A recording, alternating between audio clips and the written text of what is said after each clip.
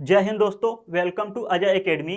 आज की इस एनसीईआरटी सीरीज व्याख्या में टोटल 20 प्रश्न होने वाले हैं कक्षा 6 की एनसीईआरटी बुक से। और इस 20 प्रश्न को मैंने इस तरीके से सेट किया है कि मैं गारंटी देता हूं आपकी कितनी भी अच्छी लेवल की तैयारी हो, 20 में से 20 कोई नहीं बना पाएगा। जी हाँ, मैं चैलेंज देता हूं, अगर आप 20 में 20 आज के क्लास से क्वेश्चन बना लोगे तो समझ लो टीआरई 4 में आपको सफलता लेने से कोई नहीं रोक पाएगा।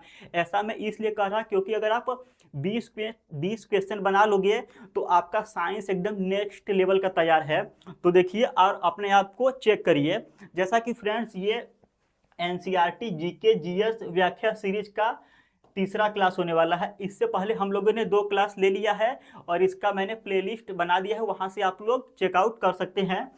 तो फ्रेंड्स, हम लोगों ने 3000 प्लस क्वेश्चन का सीरीज शुरू किया है। इसमें आप लोगों को एनसीईआरटी एग्जाम्पलर, एनसीईआरटी के एमसीक्यू, बीपीएससी के पैटर्न पर 5 ऑप्शन वाले और साथ ही साथ साइंस के प्रीवियस ईयर के क्वेश्चंस भी देखने को मिलेंगे।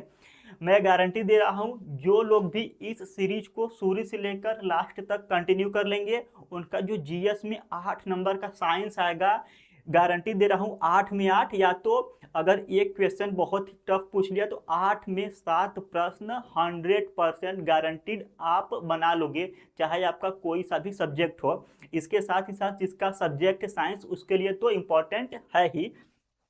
तो फ्रेंड्स, क्लास 6 की एनसीईआरटी में हम लोगों ने चैप्टर 1, चैप्टर 2 और चैप्टर 3 पढ़ लिया है। आज के अध्याय में हम लोग पढ़ेंगे चैप्टर 4।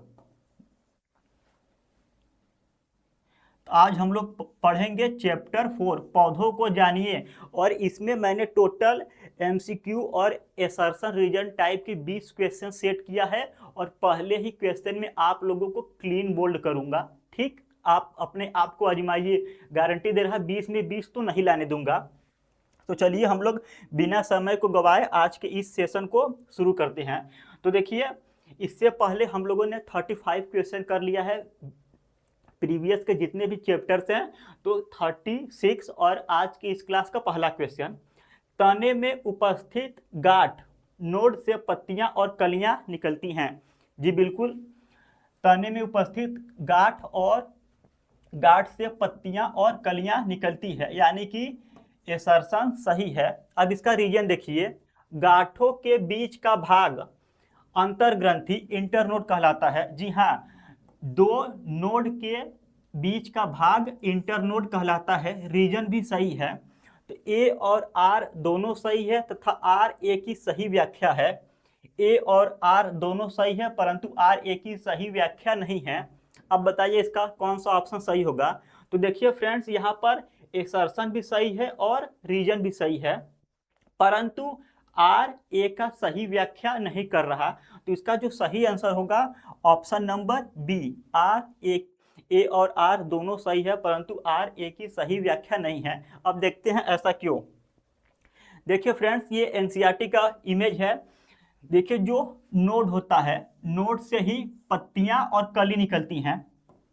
नोड से ही पत्तियां और कली निकलती है और 2 नोड के बीच वाला भाग, यहां पर एक नोड हो गया और यहां पर एक नोड हो गया, 2 नोड के बीच वाले भाग को इंटरनोड कहते हैं।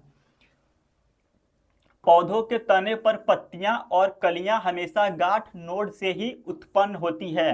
रीजन भी सही है क्योंकि 2 गांठों के बीच का भाग अंतर्ग्रंथि इंटरनोड कहलाता है।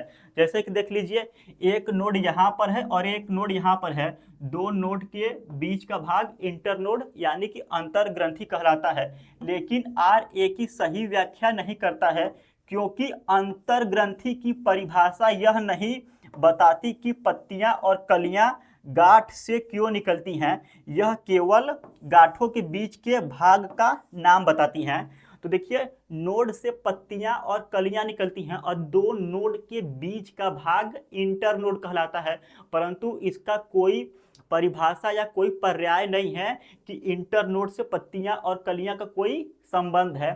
तो इसलिए इस क्वेश्चन में ए और आर दोनों सही है परंतु आर ए की सही व्याख्या नहीं है। और उम्मीद करता हूं कि सभी लोग पहले क्वेश्चन में क्लीन बोल्ड हुए होंगे। क्वेश्चन नंबर अगला देखिए, निम्न में से कौन सा युग्म सही सुमेलित है? तो देखिए यहाँ पर समांतर सिरा विन्यास गेहूं, जालिका युक्त सिरा विन्यास आम, रेशेदार जड़ धान। तो यहाँ पर है मोनोकाट, डाइकॉट और उसके जड़ों का सिरा विन्यास और पत्तियों का। तो देखिए इसमें पहले क्या होगा, एनसीईआरटी क्या कह रहा, देखिए पत्तियों का जो सिरा विन्यास होता है दो तरीके का होता है, एक होता है जालिका रूपी सिरा विन्यास और एक होता है समांतर सिरा विन्यास। तो जो समांतर सिरा विन्यास होती हैं पत्तियां इस प्रकार की होती हैं। समांतर सिरा विन्यास में इसका सिरा विन्यास इस प्रकार का होगा, और जो समांतर सिरा विन्यास है एक बीजपत्री पौधों में पाया जाएगा, एक बीजपत्री यानी कि मोनोकॉट, मोनोकॉट। अब जिसमें जालिका रूपी सिरा विन्यास होता है, जालिका रूपी सिरा विन्यास इस प्रकार का होता है,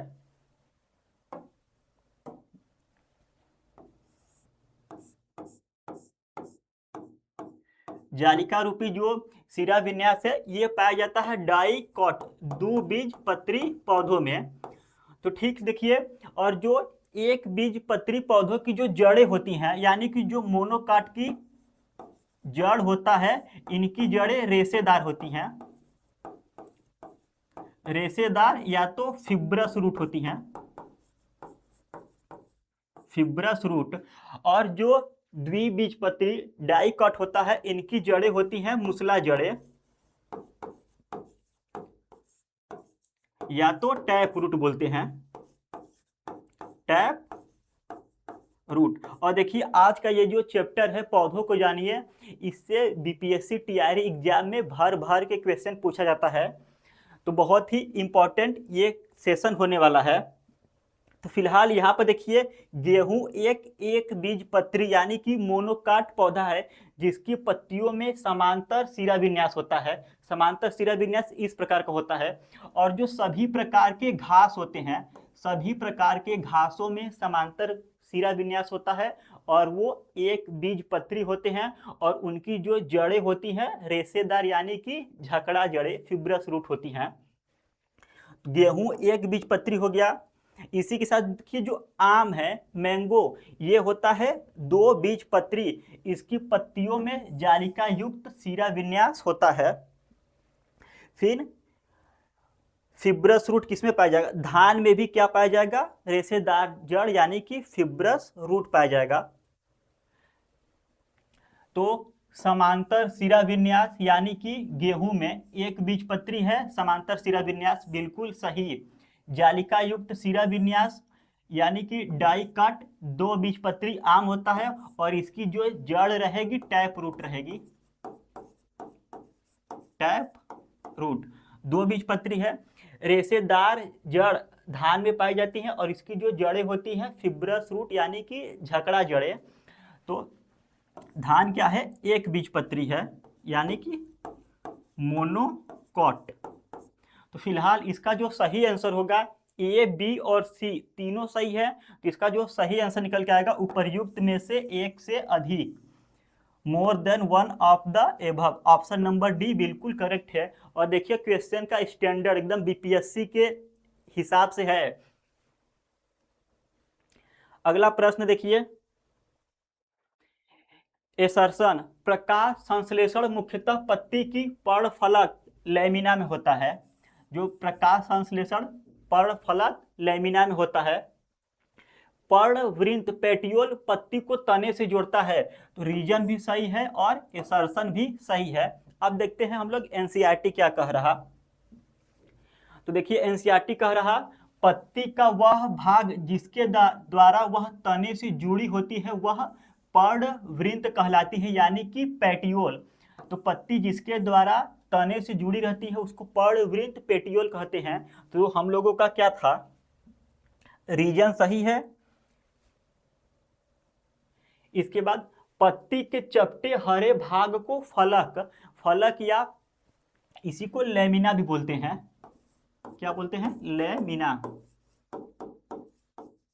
तो जो पत्ती का चपटा हरा भाग है इसको लैमिना बोलते हैं, और यहीं से प्रकाश संश्लेषण होता है, क्योंकि पौधों की पत्तियों में सबसे ज्यादा क्लोरोफिल पाया जाता है और जो पत्ती का चपटा वाला भाग होता है इसको पर्णफलक भी बोलते हैं। इसको बोलते हैं पर्णफलक या लैमिना। तो यहां पर देखिए ये सही है क्योंकि पर्णफलक में हरित लवक क्लोरोप्लास्ट पाए जाते हैं जिसमें प्रकाश संश्लेषण की प्रक्रिया होती है। रीजन भी सही है क्योंकि पर्णवृंत का कार्य पत्ती को तने से जोड़ना होता है, लेकिन आर एक ही सही व्याख्या नहीं करता क्योंकि पर्णवृंत का कार्य प्रकाश संश्लेषण से संबंधित नहीं है। अब देखिए यहाँ पर ए और आर दोनों सही है परंतु आर ए की सही व्याख्या नहीं करता है और बहुत से लोगों ने यहाँ पर भी क्वेश्चन को गलत किया होगा। ए और आर दोनों सही है, प्रकाश संश्लेषण लैमिना में होता है और पर्णवृंत पत्ती को तने से जोड़ता है, परंतु दोनों का आपस में कोई संबंध नहीं है। एक बार यहाँ पर फिर से देखिए, पर्णवृंत पत्ती को तने से जोड़ रहा और लैमिना में प्रकाश संश्लेषण हो रहा, तो कथन और कारण दोनों सही है परंतु आपस में दोनों का लिंकअप नहीं है। तो इसमें जो सही होगा ए और आर दोनों सही है परंतु आर ए की सही व्याख्या नहीं है। ऑप्शन नंबर बी बिल्कुल करेक्ट है। अगला प्रश्न, किसमें मुख्य जड़ से पार्श्व जड़ें निकलती हैं? तो देखिए मुख्य जड़ से पार्श्व जड़ें निकलेंगी हम लोगों का टैप रूट में। तो गेहूं, देखिए गेहूं और जो मक्का है ये है एक बीजपत्री, यानी कि इसकी जो जड़ें होंगी रेशेदार होंगी। इसमें जो जड़ें रेशेदार होंगी फिब्रस रूट पाया जाएगा, फिब्रस रूट। और इसके पत्तियों में जो सिरा विन्यास होगा पैरेलल समांतर सिरा विन्यास पाया जाएगा। परंतु जो सरसों है, ये सरसों है हम लोगों का दो बीजपत्री है, डाइकॉट है। डाइकॉट का जो पत्तियों का जो सिरा विन्यास होता है जालिकावत होता है, जालिकावत सिरा विन्यास होता है और इसमें जो जड़ें पाई जाती हैं टैप रूट। तो पूछ रहा है किसमें मुख्य जड़ से पार्श्व जड़ निकलती हैं, तो जो टैप रूट होता है इसमें एक मेन जड़ रहेगा और उसी मुख्य जड़ से पार्श्व जड़ें निकलेंगी। तो यानी कि इसमें जो ऑप्शन है बिल्कुल सही है, दो बीजपत्री सरसों है, दो बीजपत्री का जो सिरा विन्यास होगा पत्तियों का जालिकावत होगा, इसमें टैप रूट पाया जाएगा। अब देखते हैं एनसीईआरटी क्या कह रहा। तो देखिए एनसीईआरटी यहाँ पर मुसला जड़ और रेशेदार जड़ दो जड़ों को बताया है, एक फिब्रस रूट और एक टैप रूट। इन दो प्रकार की जड़ों को बताया है। जो रेशेदार जड़ें होती हैं इसकी पत्तियों में समांतर सिरा विन्यास पाया जाता है और समांतर सिरा विन्यास में सभी प्रकार के घास आ जाएंगे, धान आएगा और गेहूं आएगा। फिर दो बीजपत्री पौधे की जड़ें मुसला जड़ें होती हैं और इनमें जालिकावत सिरा विन्यास होता है। तो देखिए मुख्य जड़ को मुसला जड़ कहते हैं तथा छोटी जड़ों को पार्श्व जड़ें कहते हैं। तो देखिए जो मुसला जड़ है इसमें एक मुख्य जड़ है, ये एक प्रकार का मुख्य जड़ है, फिर इसी मुख्य जड़ से पार्श्व जड़ें निकली हुई हैं, लैटरल रूट। मुख्य जड़ से पार्श्व जड़ें केवल मुख्य जड़ तंत्र टैप रूट सिस्टम में निकलती हैं। द्विबीजपत्री डाइकॉट पौधों में टैप रूट सिस्टम पाया जाता है। सरसों मस्टर्ड एक द्विबीजपत्री पौधा है इसलिए इसमें मुख्य जड़ से पार्श्व जड़ें निकलती हैं। गेहूं मक्का एक बीजपत्री मोनोकॉट है जिनमें रेशेदार जड़ तंत्र पाया जाता है। और ये सभी एग्जाम्पल्स मोस्ट इंपॉर्टेंट है, आप उसको अवश्य अपनी कॉपी में लिख लीजिए क्योंकि मोनोकाट डाइकाट और पत्तियों का सिरा विन्यास यहाँ से क्वेश्चन भर के पूछा जाता है बीपीएससी टीचर एग्जाम में। तो फिलहाल इसका जो सही आंसर था ऑप्शन नंबर बी। अगला प्रश्न, वाष्पोत्सर्जन पत्तियों द्वारा जल की हानि की प्रक्रिया है। जी हाँ बिल्कुल, जो पत्तियों में पौधों के वाष्पोत्सर्जन होता है यानी पत्तियों से पानी निकलता है उससे जल की हानि होती है। तो कथन सही है। कारण देखिए यह पौधों में जल के ऊपर की ओर परिवहन में सहायक होता है। ठीक है, कथन भी सही है और कारण भी सही है। देखो, पौधों की पत्तियों में वाष्पोत्सर्जन द्वारा जब जल की हानि होगी, जब पत्तियों में से जल वाष्प के रूप में बाहर निकलेगा, तो जो पौधों की जड़ों से पानी है ऊपर चढ़ेगा। तो ठीक, यह पौधों में जल के ऊपर की ओर परिवहन में सहायता करती हैं। जब ऊपर पानी का कमी होगा, वाष्प के रूप में बाहर निकलेगा, तो नीचे से पौधे जड़ों द्वारा पानी को ऊपर चढ़ाएंगी।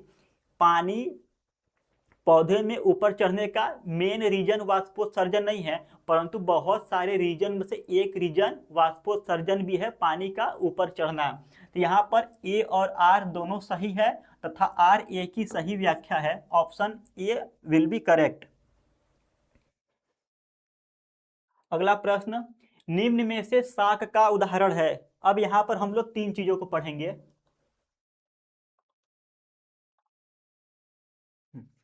यहाँ पे हम लोग पढ़ेंगे, एक पढ़ेंगे शाक और दूसरा झाड़ी, तीसरा पढ़ेंगे वृक्ष। तो देखिए, पहले एनसीईआरटी क्या कहना चाह रहा। एक होता है शाक, झाड़ी और वृक्ष। तो तीन चीजें होती हैं, शाक, झाड़ी और वृक्ष। हरे एवं कोमल तने वाले पौधों को शाक कहते हैं। शाक यानी कि हर्ब। हरे एवं कोमल तने वाले पौधों को शाक कहते हैं। ये सामान्यतः छोटे होते हैं और अक्सर इनमें कई शाखाएं नहीं होती। इस चीज को ध्यान दीजिएगा। तो ये जो दिख रहा, ये है शाक, हर्ब। कुछ पौधों में शाखाएं तने के आधार के समीप से निकलती हैं। तना कठोर होता है परंतु अधिक मोटा नहीं होता, इन्हें झाड़ी कहते हैं। तो यहाँ पर देखिए, तना आधार के समीप से निकलता है और अत्यधिक मोटा नहीं होता परंतु कठोर होता है तना, इसको झाड़ी कहते हैं। कुछ पौधे बहुत ऊंचे होते हैं तथा इनके तने सुदृढ़ एवं गहरे होते हैं। इनमें शाखाएं भूमि से अधिक ऊंचाई पर तने के ऊपरी भाग से निकलती है, इन्हें वृक्ष कहते हैं। यहाँ पर देखिए, ये वृक्ष है। जो तने हैं आधार से काफी ज्यादा ऊंचाई पर निकलती है, उसको वृक्ष कहेंगे, और काफी ज्यादा मजबूत और कठोर होती हैं। तो आम क्या है? आम एक वृक्ष है, लकड़ीदार, इसमें तना पाया जाता है, आम वृक्ष है। गुलाब झाड़ी सर्व है, क्योंकि इसमें कठोर व शाखा युक्त तना होता है। जो हम लोगों का गुलाब होता है, उसका जो तना होता है कठोर भी होता है और शाखा युक्त भी होता है, तो इसलिए गुलाब झाड़ी है। धनिया जो है एक प्रकार का शाक, हर्ब है, क्योंकि इसमें कोमल एवं हरा तना पाया जाता है। तो हमको पूछा है निम्न में से शाक का उदाहरण है, तो जो शाक यानी कि हर्ब है धनिया, ऑप्शन सी। अगला प्रश्न,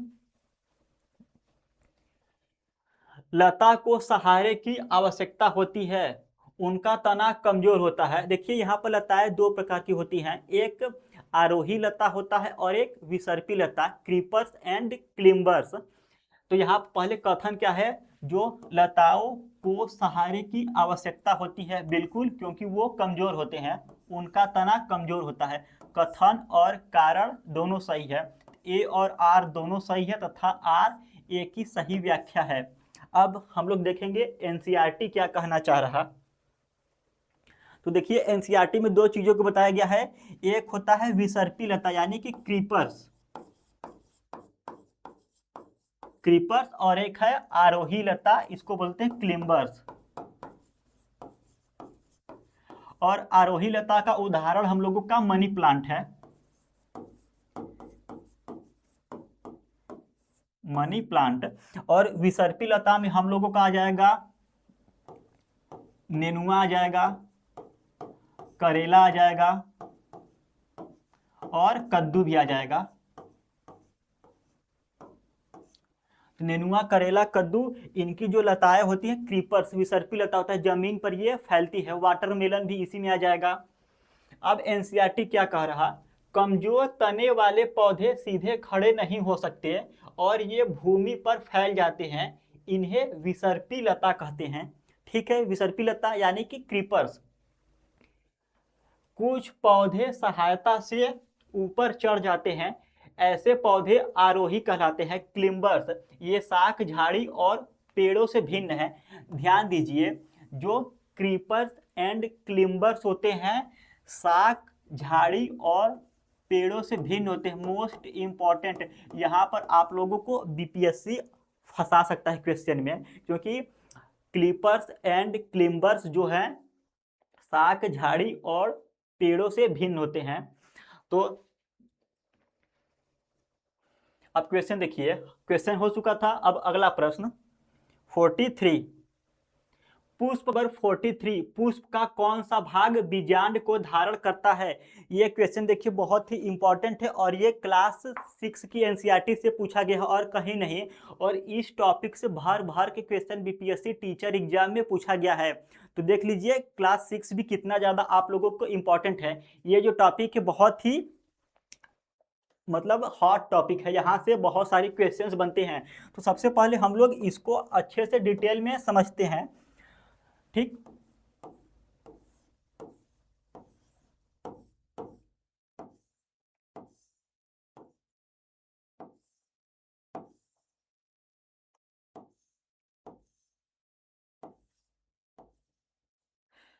देखिए मैं बायो का स्टूडेंट नहीं हूं, तो मेरा जो फिगर है उतना बढ़िया आप लोगों को नहीं दिखेगा। इसको बोलते हैं हम लोग पराग कोश, पराग कोश यानी कि एंथर। इसको बोलते हैं तंतु, फिलामेंट। और ये जो दोनों भाग होता है ये पुंकेसर होता है, यानी मेल रिप्रोडक्टिव सिस्टम होता है। इसके साथ ही देखिए पुष्प में इसको बोलते हैं, जो यहाँ ये वाला भाग है यहां से लेकर यहां तक, इसको बोलते हैं अंडाशय, अंडाशय या ओवरी। और इसी अंडाशय या ओवरी के अंदर होता है ओव्यूल, ओव्यूल। इसको बोलते हैं अंड कोशिका, अंड कोशिका या तो इसी को बीजांड बोलते हैं। और आपको पता होगा एक क्वेश्चन बार बार पूछा जाता है कि बीज का निर्माण किससे होता है? तो बीज का निर्माण बीजांड से होता है। और एग्जामिनर कंफ्यूज करने के लिए आप लोगों को बीजांड की जगह पर अंड कोशिका दे देगा।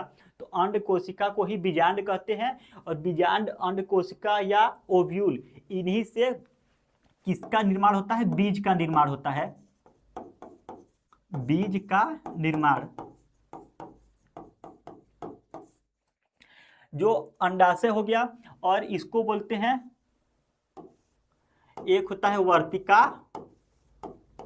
और एक होता है वर्तिकाग्र, स्टाइल स्टिग्मा।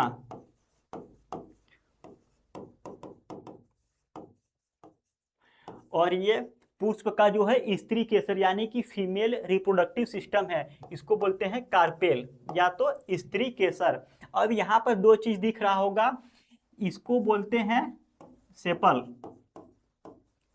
देखिए जो एक वाले भाग को सेपल बोलेंगे, परंतु इस तरह से पुष्प में कई सारे भाग होते हैं, तो जो बहुत सारे होते हैं सारे को मिलाकर बोलते हैं कैलिक्स, कैलिक्स। तो एक को बोलेंगे सीपल यानी कि दल, और सभी दल को मिलाकर बोलते हैं कैलिक्स यानी कि दल पुंज, दल पुंज।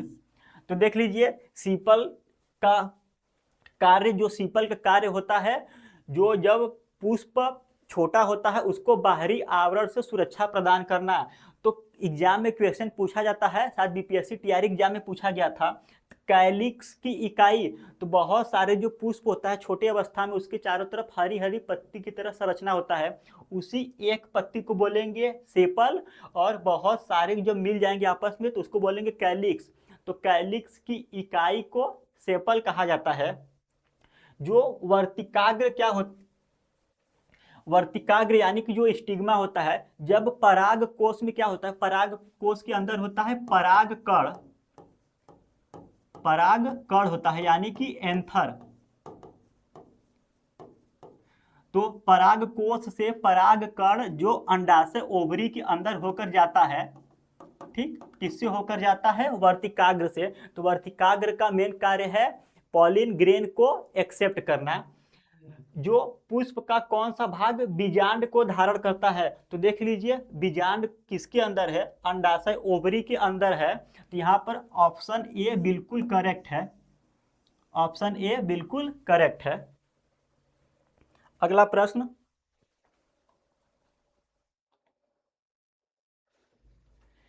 बीजांड अंडाशय के अंदर पाए जाते हैं। अंडाशय अंडप पिस्टिल का निचला भाग होता है। तो देख लीजिए अंडाशय अंडप पिस्टिल यानी कि इसी को बोलते हैं कार्पेल भी, कार्पेल यानी कि स्त्री केसर का निचला भाग। निषेचन के बाद अंडाशय फल बनता है और बीजांड बीज बनता है। मोस्ट मोस्ट मोस्ट इंपॉर्टेंट, वर्तिकाग्र का कार्य परागकण पॉलन ग्रेन को ग्रहण करना होता है, यह बीजांड को धारण नहीं करता है। दल का मुख्य कार्य कली अवस्था में पुष्प की रक्षा करना है। तो जो सीपल है इसका मुख्य कार्य कली अवस्था में पुष्प की रक्षा करना है। एक को बोलेंगे सीपल और बहुत सारे दल को बोलेंगे दल पुंज कैलिक्स। निम्न में से कौन सा वृक्ष है? तो देख लीजिए टमाटर और गेहूं साग है और जो नीम है ये वृक्ष है। तो ऑप्शन ए करेक्ट है। क्वेश्चन नंबर 45, जालिका युक्त सिरा विन्यास वाले पौधों में प्रायः मुख्य जड़ पाई जाती है। जी हाँ, जालिका युक्त यानी कि डाइकॉट यानी कि इसमें मुख्य जड़ पाई जाती है। तो कथन बिल्कुल सही है। रीजन, सिरा विन्यास और जड़ का प्रकार आपस में संबंधित होते हैं। जी हाँ, सिरा विन्यास और जड़ें आपस में संबंधित होती हैं। जैसे कि रेशेदार जड़ पाया जाएगा समांतर सिरा विन्यास में एक बीजपत्री पौधों में, और जालिकावत सिरा विन्यास पाया जाएगा दो बीजपत्री पौधों में। तो ठीक, ए और आर दोनों सही है तथा आर ए की सही व्याख्या है। ऑप्शन ए बिल्कुल करेक्ट है। यहां पर एनसीईआरटी दे रखा है। अगला प्रश्न, पत्ती की मध्य सिरा का कार्य क्या है? देखिए पत्ती की मध्य सिरा, आप लोग बताइए, वीडियो को पॉज करके कमेंट करिए। सहारा देना, पदार्थों का परिवहन करना, सिराओं को जोड़ना। 99.99% इस क्वेश्चन का गलत जवाब देंगे। अभी वीडियो को पॉज करो और कमेंट करो। तो देखते हैं पत्ती की मध्य सिरा यानी मिड रिब का कार्य क्या होता है। पहले मिड रिब होता क्या है इसको देखिए।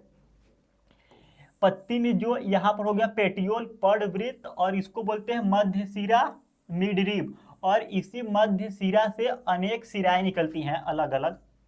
मध्य सिरा से अनेक सिराएं निकलती हैं। तो देखिए मध्य सिरा पत्ती को यांत्रिक सहायता देता है और उसे फैला हुआ बनाए रखती है। बिल्कुल सही। पदार्थों का परिवहन, मध्य सिरा में संवहनी ऊतक होते हैं जो जल, खनिज और भोजन के परिवहन में सहायक होते हैं। तो ऑप्शन ए भी सही और ऑप्शन बी भी सही है। मध्य सिरा में संवहनी ऊतक होते हैं जो जल, खनिज और भोजन के परिवहन में सहायता करते हैं। और ऑप्शन सी क्या है? सिराओं को जोड़ना। सिराएं मध्य सिरा से निकलती हैं। देखिए जितनी भी सिराएं हैं मध्य सिरा से निकल रही हैं, यह सिराओं को जोड़ने का कार्य नहीं करता। तो देख लीजिए, सहारा देना, पदार्थों का परिवहन करना, सिराओं को जोड़ना नहीं, सिराएं यहां से निकलती है। ए और बी सही है। इसमें सही होगा ऑप्शन डी, उपर्युक्त में से एक से अधिक। अगला प्रश्न, झाड़ी की विशेषता है। जो झाड़ी सर्ब होते हैं इनकी क्या विशेषता है? झाड़ी में कठोर तना, आधार के पास शाखाएं होती हैं और मध्यम ऊंचाई होती हैं। ये तीनों जो संरचनाएं झाड़ी में पाई जाती हैं, तो इसलिए उपर्युक्त में से एक से अधिक। ऑप्शन नंबर डी करेक्ट होगा। अगला प्रश्न, एनसीईआरटी क्या कह रहा है आप लोग पढ़ सकते हैं इसको। 48, रेंगने वाले पौधों के तने जमीन पर फैलते हैं। रेंगने वाले पौधों के तने जमीन पर फैलते हैं। Creepers spread on the ground, उनका तना बहुत कमजोर होता है। कथन भी सही, कारण भी सही है। ए और आर दोनों सही है तथा आर ए की सही व्याख्या है। देख लीजिए मैंने कितने स्टैंडर्ड लेवल का क्वेश्चन सेट करने का कोशिश किया है। क्लास 6 की एनसीईआरटी से एक मामूली सा चैप्टर पौधों को जानिए, और एकदम मैंने बीपीएससी के पैटर्न पर एकदम इस क्वेश्चन, क्योंकि इजी तो नहीं बोल सकते, क्वेश्चन मीडियम और हार्ड लेवल का सेट किया है। और अगर आप इन सभी एमसीक्यू को पढ़ ले रहे और इसका बोर्ड पीडीएफ भी मैं टेलीग्राम पर डाल दूंगा, तो टेलीग्राम का लिंक वीडियो के डिस्क्रिप्शन बॉक्स में है। इसका पीडीएफ टेलीग्राम पे मिल जाएगा, या तो कुछ समय बाद इसका बोर्ड पीडीएफ इसी वीडियो के डिस्क्रिप्शन बॉक्स में लिंक लगा दूंगा, उस लिंक से भी इसका बोर्ड पीडीएफ प्राप्त कर लेंगे। केवल आप इसका रिवीजन कर लीजिए 2-4 बार, आपको एनसीईआरटी पढ़ने की ज़रूरत ही नहीं पड़ेगी दोबारा। और जैसा कि फ्रेंड्स, जैसे हम लोग अभी शुरुआत की है क्लास 6 की एनसीईआरटी, तो जैसे ही क्लास 6 कवर अप हो जाएगा, मैं कोशिश करूंगा कि पूरे पीडीएफ का कंपाइलेशन करके एक सिंगल पीडीएफ आप लोगों को दे दूं, जिससे आप लोगों को पढ़ने में आसानी हो। देखिए, जब मैं भी पढ़ाई कर रहा था तो मेरे पास भी अलग अलग इंस्टीट्यूट या किसी भी टीचर का कहीं से भी बहुत सारे पीडीएफ आ जाते थे, तो उनको पढ़ने में प्रॉब्लम होती थी। तो उस प्रॉब्लम को मैंने फेस किया है, यही मैं आप लोगों के साथ नहीं होने दूंगा। जैसे ही क्लास 6 ओवर हो जाएगा, सारे को कंपाइल करके मैं एक सिंगल पीडीएफ आप लोगों को देने की कोशिश करूंगा विथ आंसर यान और एक्सप्लेनेशन। तो फिलहाल इसका जो सही आंसर होगा ए। फिर से एनसीईआरटी क्या कह रहा, हम लोगों ने अभी इसको डिटेल में पढ़ा है।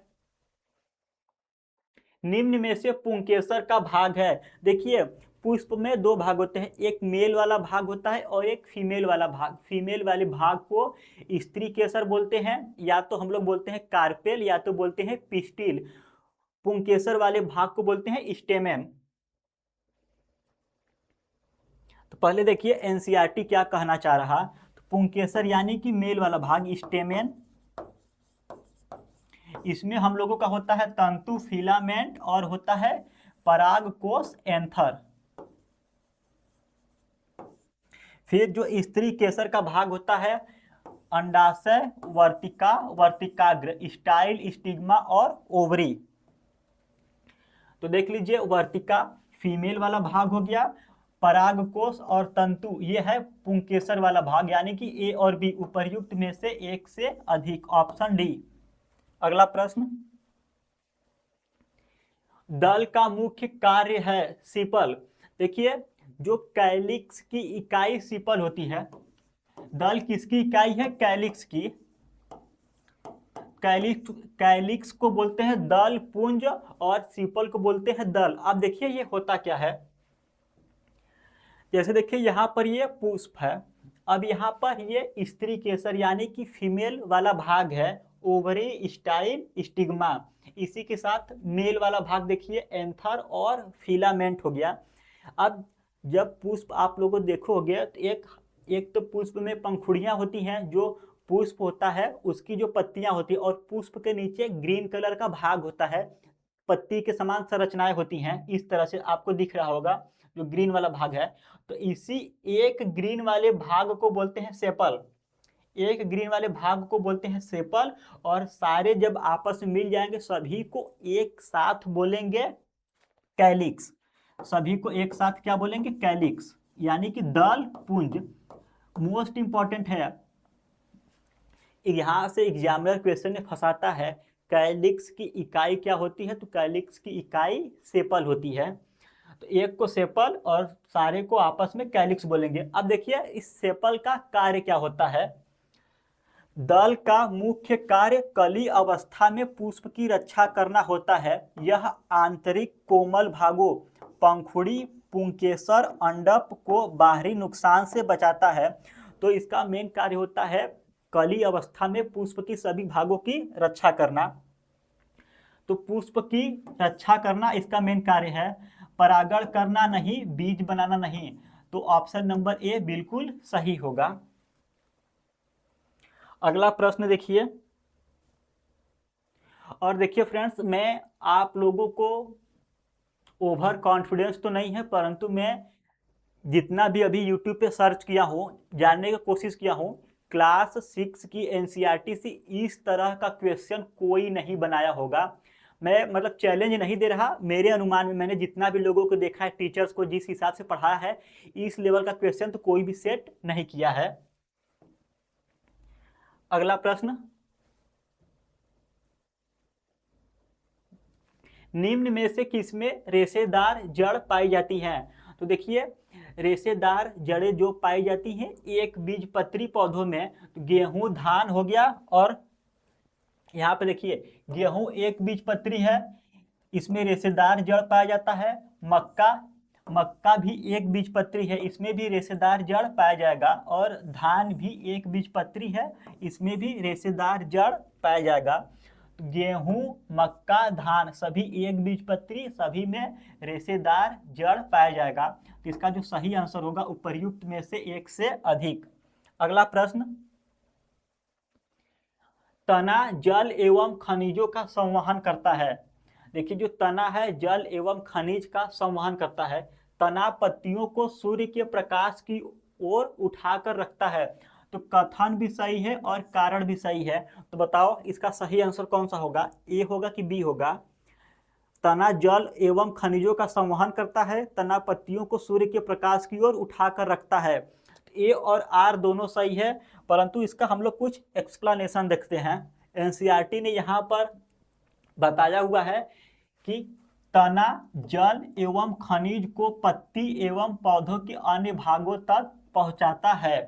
तो यहाँ पर देखिए कथन क्या है, सही है, क्योंकि तने में उपस्थित संवहनी ऊतक जड़ों से जल और खनिजों को ऊपर की ओर पत्तियों तक पहुंचाते हैं। कारण भी सही है, क्योंकि तना पत्तियों को ऊपर उठाकर रखता है ताकि उन्हें अधिक सूर्य का प्रकाश मिल सके।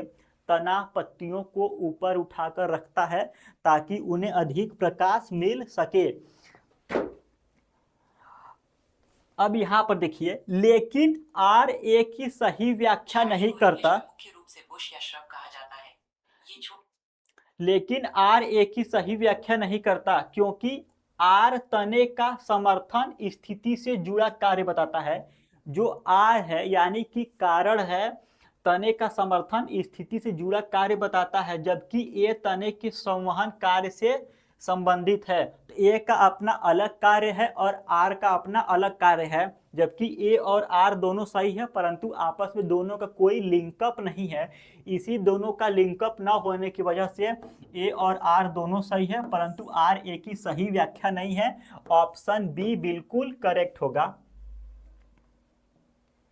अगला प्रश्न, पंखुड़ी का मुख्य कार्य है, जो पेटल है, इसका मुख्य कार्य क्या है? कीटों को आकर्षित करना, बीज बनाना, प्रकाश संश्लेषण करना। तो इसका जो मुख्य कार्य है कीटों को आकर्षित करना। अब इसका एक्सप्लेनेशन देखते हैं। देखिए यहाँ पर अभी हम लोगों ने सेपल के बारे में पढ़ा था, और सेपल किसकी इकाई है? कैलिक्स की इकाई है।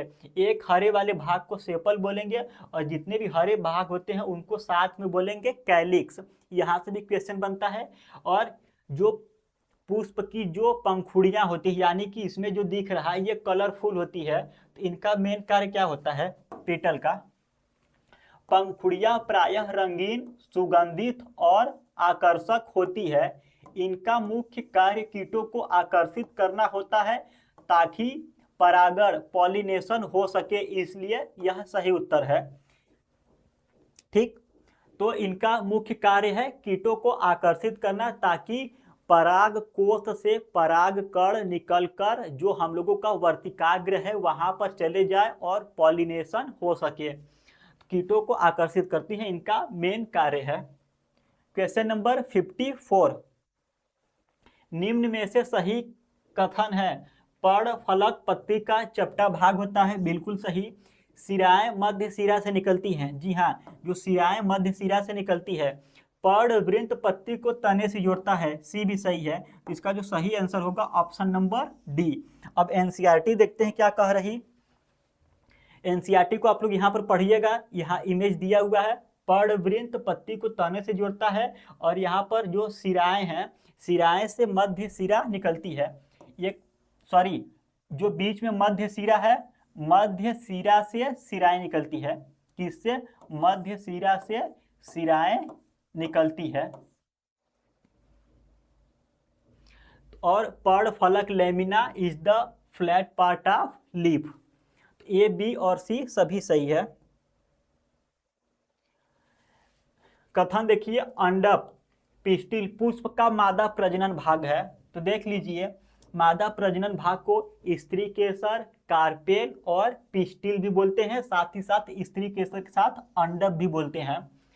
कारण, इसमें वर्तिकाग्र, वर्तिका और अंडाशय होते हैं। कथन और कारण दोनों सही है, ए और आर दोनों सही है तथा आर ए की सही व्याख्या है, यानी कि ऑप्शन नंबर ए बिल्कुल करेक्ट है। तो देख लीजिए, स्त्री वाले भाग अंडाशय, वर्तिका, वर्तिकाग्र हो गए, ओवरी, स्टाइल, स्टिग्मा और पुंकेसर वाला भाग एंथर फिलामेंट।